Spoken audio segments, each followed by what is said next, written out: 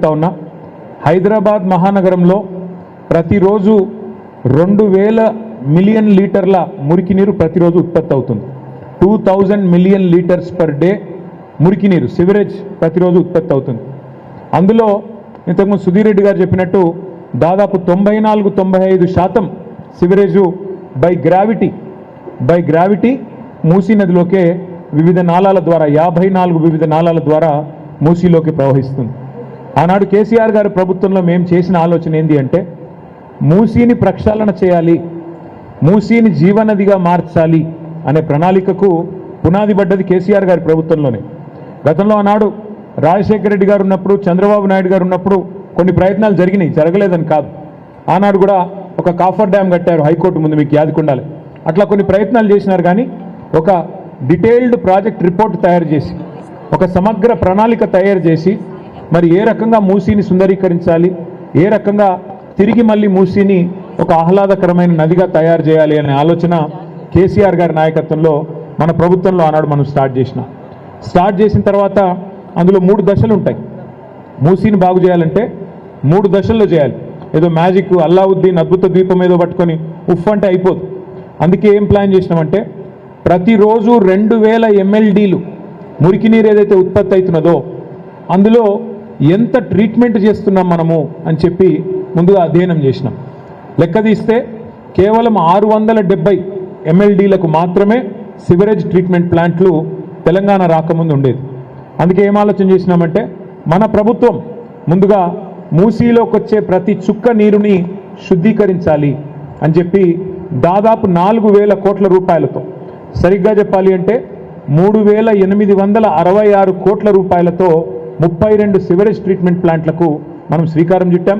అందులో భాగంగానే ఈరోజు మీరు నాగోల్లో చూసిన 320 MLD ప్లాంట్ కూడా అందులో భాగంగానే ఆ రోజు కేసీఆర్ గారి ప్రభుత్వం తీసుకున్న నిర్ణయంలో భాగంగా మనం కట్టిన సివరేజ్ ట్రీట్మెంట్ ప్లాంట్ ఇది.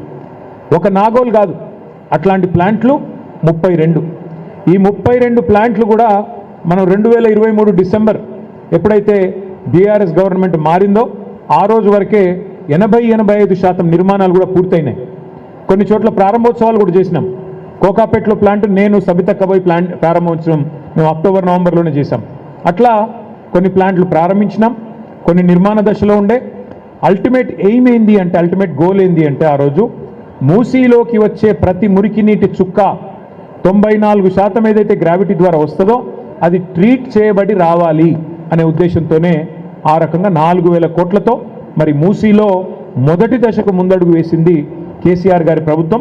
ఆనాడు చైర్మన్గా సుధీర్ రెడ్డి గారు ఉన్నారు, మంత్రులుగా నేను, సబితక్క, మల్లన్న, మహమూద్ అలీ గారు, తలసాని శ్రీనివాస్ యాదవ్ గారు, మేమందరం కూడా ఉన్నాం. తర్వాత ఇవాళ మేము చూసినాం నాగోల్లో ట్రీట్మెంట్ చేసిన తర్వాత నీళ్లు ఎట్లా మారుతాయి, ఆ మురికి నీరును ఎట్లా శుద్ధీకరిస్తారు. నాకు అక్కడ ఇంజనీర్లు చూపెట్టారు, సార్ ఇగో ఇది శుద్ధి చేయకముందున్న నీళ్లు ఇట్లా ఉన్నాయి, శుద్ధి చేసిన తర్వాత సెకండరీ లెవెల్ ట్రీట్మెంట్ చేసిన తర్వాత ఇట్లా ఉంటాయి సార్ అని చెప్పి వారు చూపెడతా ఉన్నారు. మరి ఆ నీళ్లు దేనికి ఉపయోగపడతాయంటే, నిర్మాణ రంగంలో వాడచ్చు, ట్రీటెడ్ వాటర్, ల్యాండ్స్కేపింగ్కి వాడచ్చు, అట్లాగే నదిలోకి వదలడానికి, మళ్ళీ మురికి నీరు శుద్ధీకరించి వదిలితే కనీసం జంతుజాలానికి అట్లాగే చెట్లకు ఇబ్బంది లేకుండా చక్కగా పెట్టవచ్చు. ఇది మొదటి దశ. రెండవ దశలో ఏమనుకున్నామంటే, మనం మరి పూర్తి స్థాయిలో సెకండరీ ట్రీట్మెంట్ చేసిన తర్వాత కూడా నీళ్లు తాగే నీళ్ళ స్థాయిలో ఉండవు. అందుకే గోదావరి నీళ్ళని తీసుకురావాలి అని చెప్పి కాళేశ్వరం ప్రాజెక్ట్ ఏదైతే కేసీఆర్ గారు ఆనాడు డిజైన్ చేసి మరి నిర్మాణం చేశారో, ఆ కాళేశ్వరం ప్రాజెక్టు నుంచి వచ్చిన గోదావరి నీళ్ళని మన మూసీలోకి తీసుకొని రావాలా అని ప్లాన్ చేసినాం. మనకు అత్యంత సమీపంలో ఉన్న రిజర్వాయర్ ఏంది అంటే కాళేశ్వరంలో కొండపోచమ్మ సాగర్ రిజర్వాయర్, గజ్వేల్ నియోజకవర్గంలో కొండపోచమ్మ సాగర్ రిజర్వాయర్ ఉంటుంది. ఒక ఐడియా కోసం చెప్తా ఉన్నా మీకు.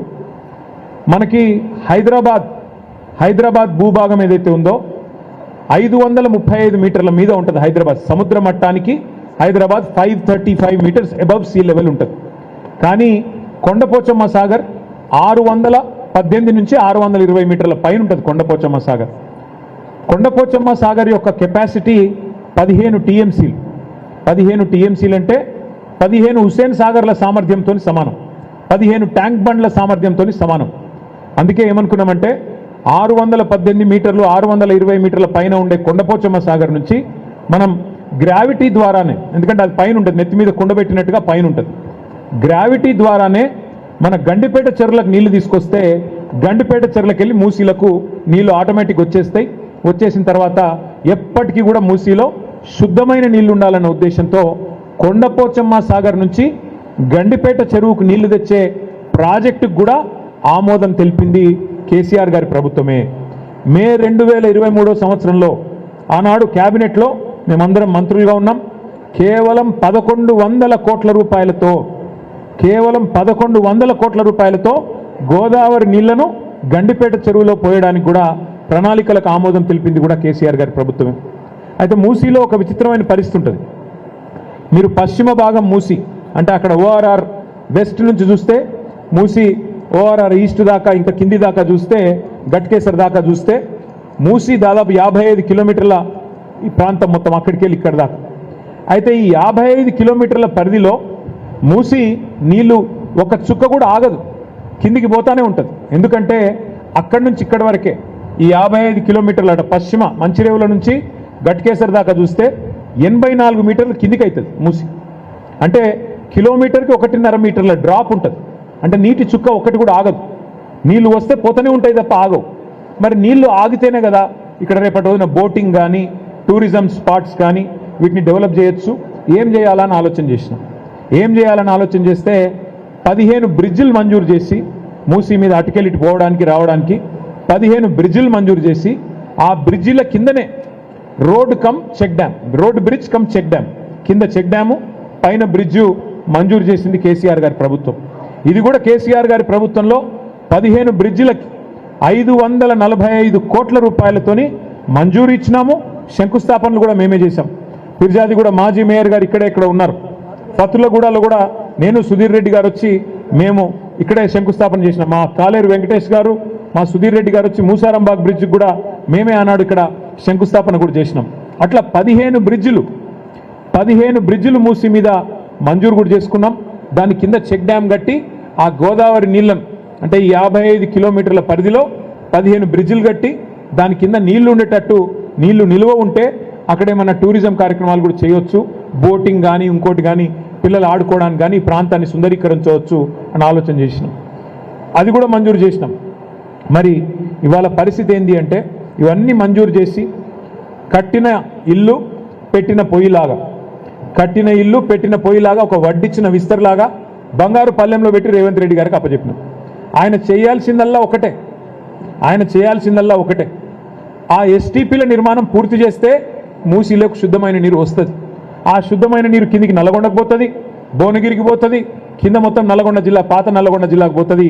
ఎక్కడ కూడా ఏ బాధ లేకుండా రేవంత్ రెడ్డి రూపాయి కూడా ఖర్చు పెట్టే అవసరం లేకుండా కింద ఉన్న నల్గొండ రైతన్నలకు కూడా లాభం జరుగుతుంది. ఆనాడు గతంలో ఉన్న మరి ప్రభుత్వాలు పట్టించుకోకపోయినా తెలంగాణ వచ్చిన తర్వాత కేసీఆర్ గారు పట్టించుకొని కింద నల్గొండ రైతులకు కూడా న్యాయం చేయాలి, పైన హైదరాబాద్లో కూడా మూసి ప్రక్షాళన జరగాలని చెప్పి మంచి ఉద్దేశంతో ఈ కార్యక్రమం చేసినారు. ఈ క్రమంలో సుధీర్ రెడ్డి గారు ఒక ఆలోచన చేసినారు.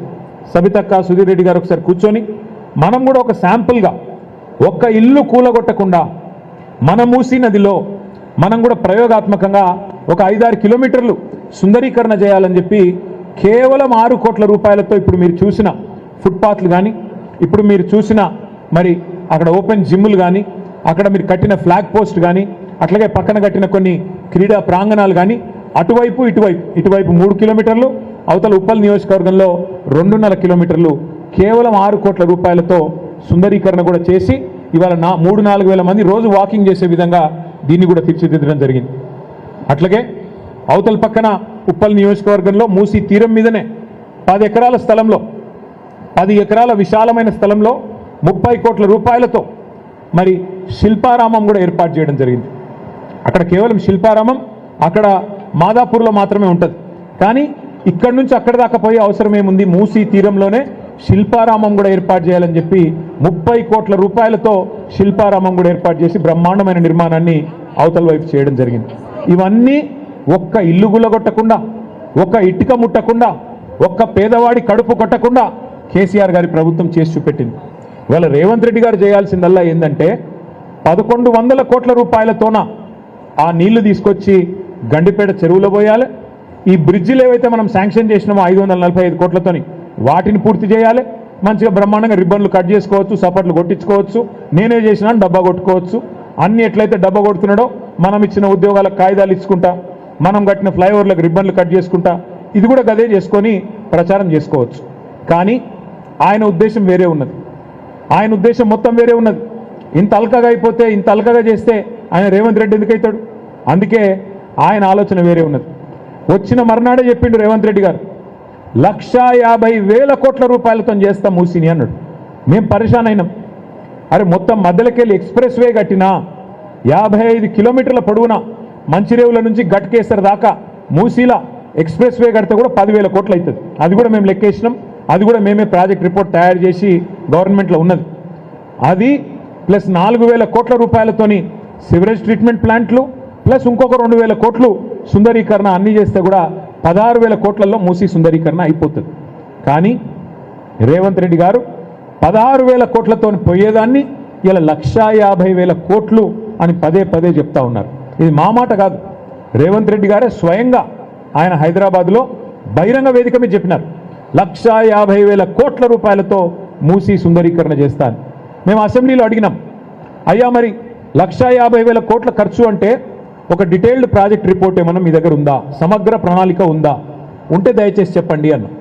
2.5 ఏళ్ళైంది, ఇంతవరకు డిపిఆర్ లేదు, ఇంతవరకు డీటెయిల్డ్ ప్రాజెక్ట్ రిపోర్ట్ లేదు ప్రభుత్వం దగ్గర, ఒక ప్రణాళికనే లేదు.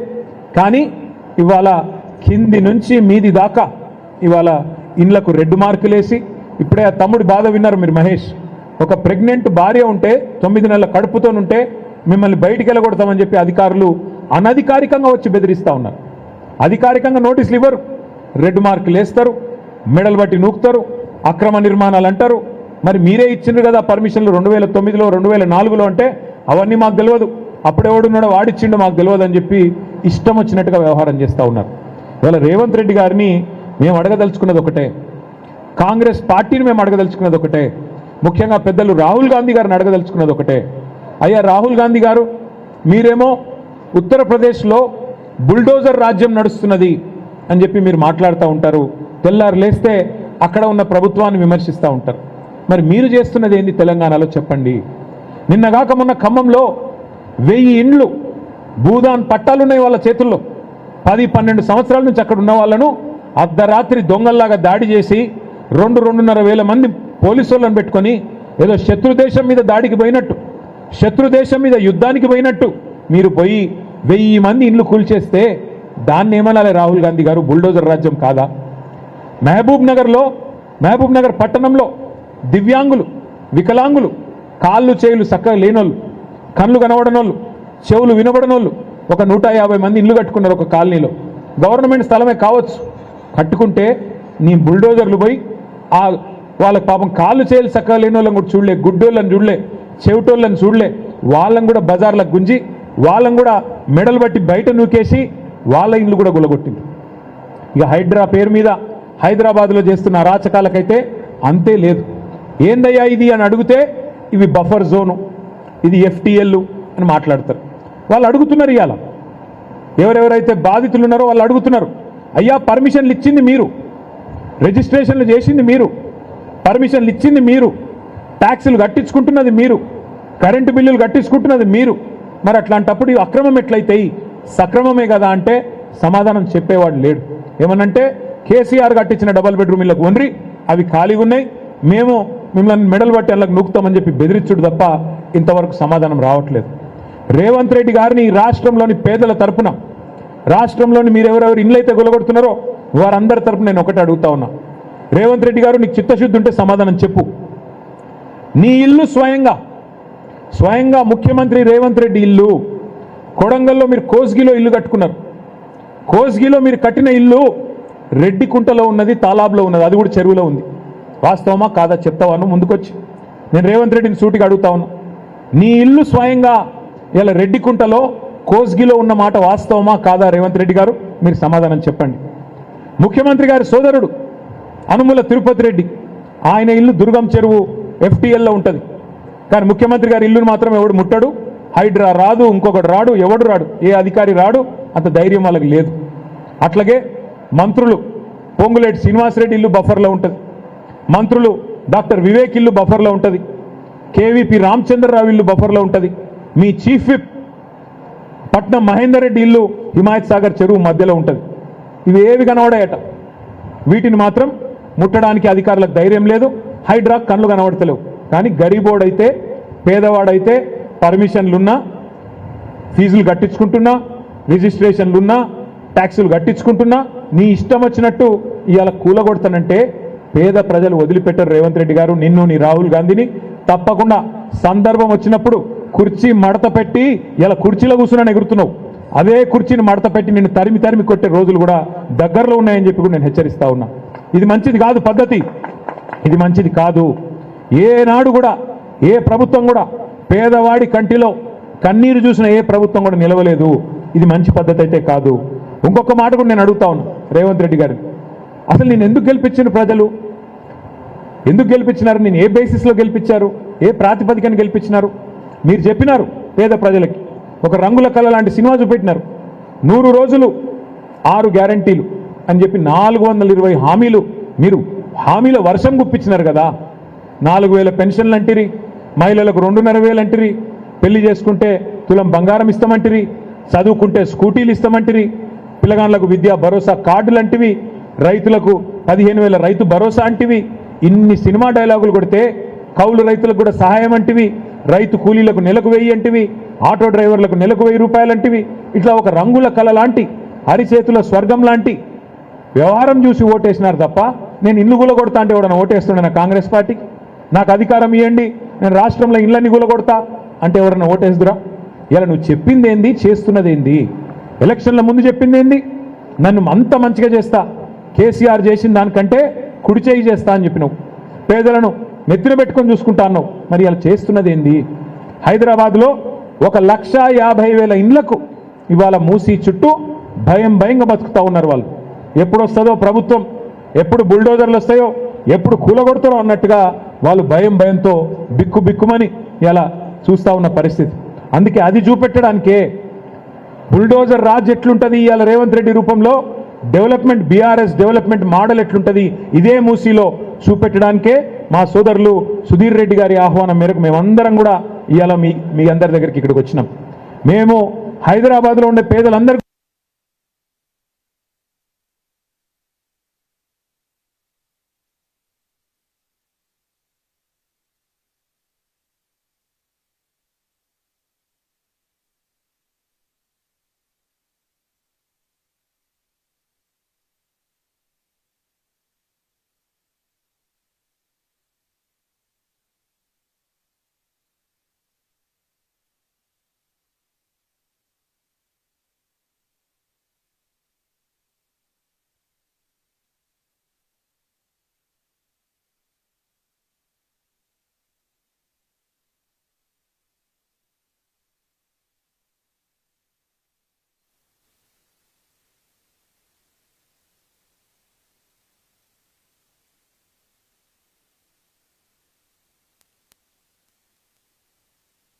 ఇది బ్యూటిఫికేషన్ కాదు, లూటిఫికేషన్.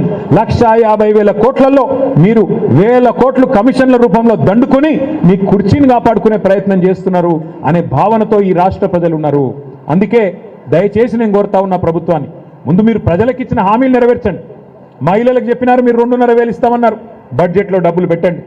మీరు చెప్పారు పెద్ద మనుషులకు 4,000 పెన్షన్ ఇస్తాం 100 రోజుల్లోని, డబ్బులు పెట్టండి. ఈరోజు మార్చ్ 6వ తారీఖు 5వ తారీఖు ఈ రోజు వరకు రైతు బంధు పడలేదు. కేసీఆర్ గారు ఉన్నప్పుడు డిసెంబర్లో రైతు బంధు పడేది, ఇవాళ ఇప్పటి వరకు మరి రైతు బంధు పడ్డ పరిస్థితి లేదు. అది ప్రతిపక్షంలో ఉన్నప్పుడేమో ఇదే రేవంత్ రెడ్డి గారు ఆ రోజు ఎన్ని మాటలు చెప్పినారో ఒకసారి గుర్తు తెచ్చుకోండి.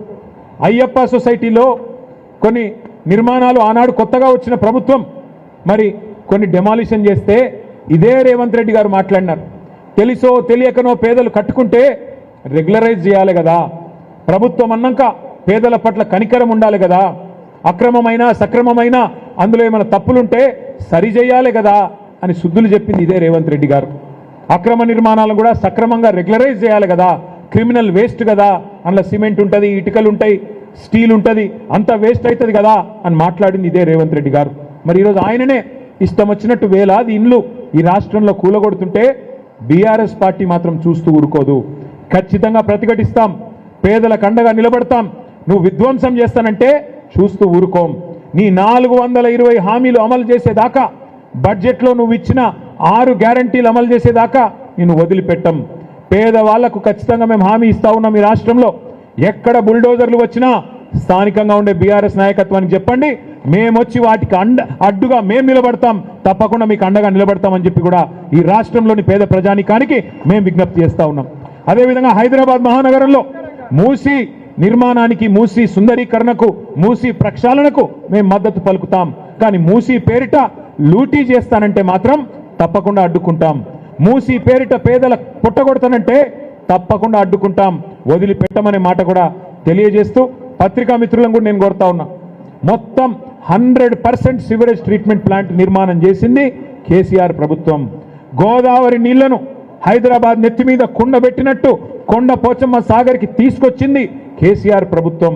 ఇవాళ మొత్తం వడ్డిచ్చిన విస్తర్లాగా మూసీ ప్రక్షాళనను కూడా బ్రహ్మాండంగా రేవంత్ రెడ్డి గారి చేతుల్లో పెట్టి, అయ్యా మరి చేయండి, పూర్తి చేయండి అంటే అది చేతగాక 2.5 ఏళ్లు గడిచినా ఒక్క ఇల్లు కట్టలేదు హైదరాబాద్లో రేవంత్ రెడ్డి గారు. ఒక్కటంటే ఒక్క ఇల్లు నిర్మాణం చేయలేదు హైదరాబాద్లో. కేసీఆర్ గారు 1,00,000 డబుల్ బెడ్రూమ్ ఇల్లు కడితే నువ్వు ఒక్క ఇల్లు కట్టినావు హైదరాబాద్లో. ఇందిరమ్మ ఇల్లు అని ఇలా మేము కట్టిన ఇళ్లకు రంగులు వేస్తున్నాడు పెయింటర్ బాబు.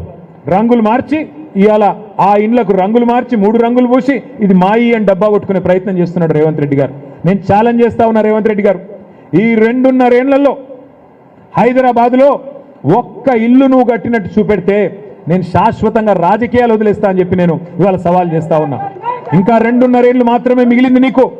చేతనైతే చిత్తశుద్ధి ఉంటే ఇచ్చిన హామీలు అమలు చేయి, అంతేగాని పేదల గూళ్ళు కొడతాం ఇష్టం వచ్చినట్టు, వాళ్ళకు నోరు లేనోళ్ళు కదా ఏం చేస్తారు అనుకుంటే హైదరాబాద్లో ఉండే కేసీఆర్ గారి సైన్యం, హైదరాబాద్లో ఉండే బీఆర్ఎస్ దళం మేమందరం కూడా నీ బుల్డోజర్లకు అడ్డం వస్తామనే మాట కూడా మళ్ళొక్కసారి తెలియజేస్తూ, విధ్వంసం కాదు నిర్మాణం జరగాలి. మీరు సుందరీకరణ చేయాలనుకుంటే కూడా ఒక్క ఇల్లు కూలగొట్టకుండా చేయండి, మేము కూడా మద్దతు ఇస్తాం. మా మల్లారెడ్డి గారు చెప్తున్నారు ఇంతకుముందు, ఇక వాళ్ళకి చేత కాకపోతే అప్పచెప్పమని సార్ మనమే చేద్దామంటుండు. వాళ్ళకి చేత కాకపోతే రేవంత్ రెడ్డి గారు నీకు చేత కాకపోతే మూసీ సుందరీకరణ 16,000 కోట్లతో మేము చేసి చూపెడతాం. మా సుధీర్ రెడ్డికి అప్పచెప్పు, మేము చేసి చూపెడతాం. నీకు అంత ఇబ్బంది ఉంటే నీకు చేత కాకపోతే మాకు అప్పచెప్పు. 2 ఏళ్లలో ఒక్క ఇల్లు కూలగొట్టకుండా చేసి చూపెట్టే బాధ్యత మాది, సవాల్గా స్వీకరిస్తాం. చేసి చూపెట్టి మళ్ళా హైదరాబాద్ ప్రజల చేతుల్లో పెడతామని చెప్పి కూడా తెలియజేస్తూ, మరి వాళ్ళు ఇంత పెద్ద ఎత్తున హాజరైన మా నాయకులకి, మా సోదరులకి, ఇక్కడ విచ్చేసిన బాధితులకి, మీడియా మిత్రులకి అందరికీ పేరు పేరున గౌరవ మాజీ మంత్రివర్యులు పెద్దలు మహేశ్వరం శాసనసభ్యురాలు శ్రీమతి సబితా ఇంద్రారెడ్డి గారు, గౌరవనీయులు పెద్దలు మాజీ మంత్రివర్యులు మేడ్చల్ శాసనసభ్యులు శ్రీ చామకూర మల్లారెడ్డి గారు, గౌరవనీయులు